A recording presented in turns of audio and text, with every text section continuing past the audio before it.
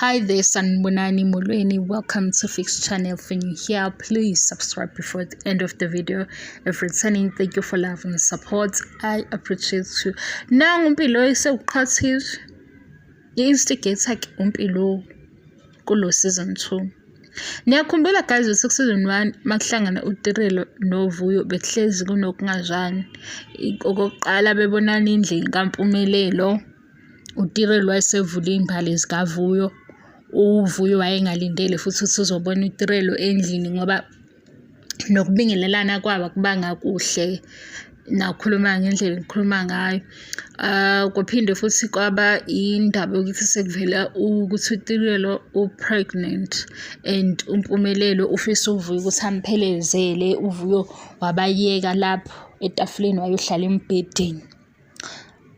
Ziningi nje izinto kodwa ke uTirelo benokusho izinto ezishady bathi ke ingoba kune-pregnancy ukhulelwe, umuntu okhulelwe vele omunye i-pregnancy yakhe benza ukuthi adelele.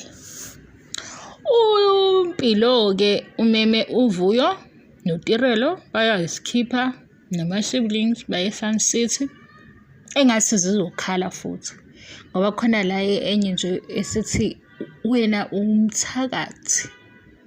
Manje uRedin angithi ekuqaleni kuze kubuye igama lokuthi uRachel Nkunutu wakuSkeem Saam. Asi-understand yakhe noVuyo ngoba yena noVuyo badla upoison owodwa. So ikhona lezo baxabanisa-ke lowo poison wabo bawudlayo. Manje wasefika uSneh kade ephithizele bathengele iswimwear watshela uSneh ukuthi akazwani nale style yena ngiyazi ayigqoke lento akusona. Thatha yibo sisi. Wena yonke into idiscredit.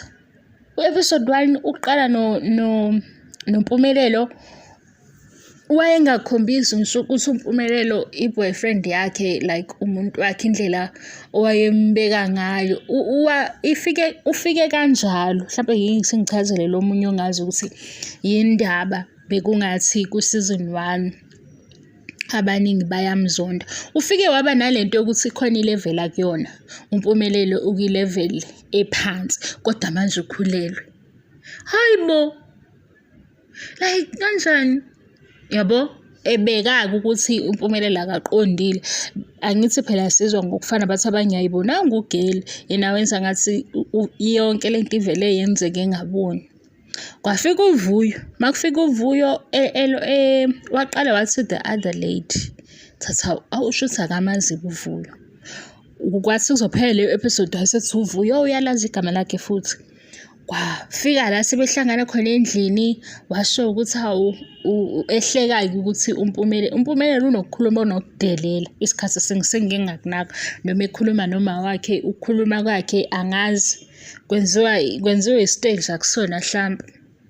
Uma futhi uMpumelelo sekhuluma noVuyo uTirelo kube nezinto ayishoyo. Yabo nje la kuhlangana khona uVuyo noTirelo bekungabi mnandi. Baze baxolelana ngoba sebeyephathini kalwandle. Manje ke nizobabona futhi sekundiza amagama ukuthi wena uyathakatha wena nomoya omubi. Asazi ke ngoba abalandeli abezwa. Yabo abalandeli oThimbani badlula ngisho isikhathi seshow. Ishow ingaphela uqala izinto ezintsha besanamathele lapho. Kodwa ezebe uRachel Nkunutu uqale ngoSneh. Ngathi hayibo nawe ngezophithizela eqabe izinto ezimqakile uSneh futhi ke noma ngabe umjwayele akangamthathi kanjalo. Yena mayefuna izinto ezinhle akacele kwi-boyfriend yakhe uMpumelelo engaqinile uSneh. Sambuka sathi lo hluphile ufana nobani. Sakhumbula uRachel Nkunutu. Abanye basethi ngoba ibala lakhe ke limhlophe. uRachel wayehlupha ngaphandle nje le eyebala. Nemazi uRachel wakuSkeem Saam ehlupha le yangane. Sabona ukuthi lo uyahlupha akahlaliseki usemudini akekho emudini yonke into nje kufanele ukuthi bengayi. Base abanye bathi ayiphela ke shothi useason 1 ungayeke ngoba useason 2 ayi Kumele bethi xaxa kancane imali kuVuyo ubambile lo season 2 ngendaba yakhe ukuthi uhleli noma akahleli. Kodwa manje ku-episode 8 lo ezontshela ngayo kundizwa amagama ukuthi wena uyathakatha. Asazi ngoba phela manje uMpumelelo bona bobabili akababekile phambili. Bona babili baney'ngane, akakhulumi nangendaba yey'ngane. Ukhuluma nje ukuthi intombi angazi injani, isiZulu sinjani. Ukhuluma nje into eqhelene nabo. Manje asisazi ukuthi bazobe bangani. Kodwa bamenywe uMpilo. Ukuze uzwe ngithi uMpilo nangesizowuqhatha.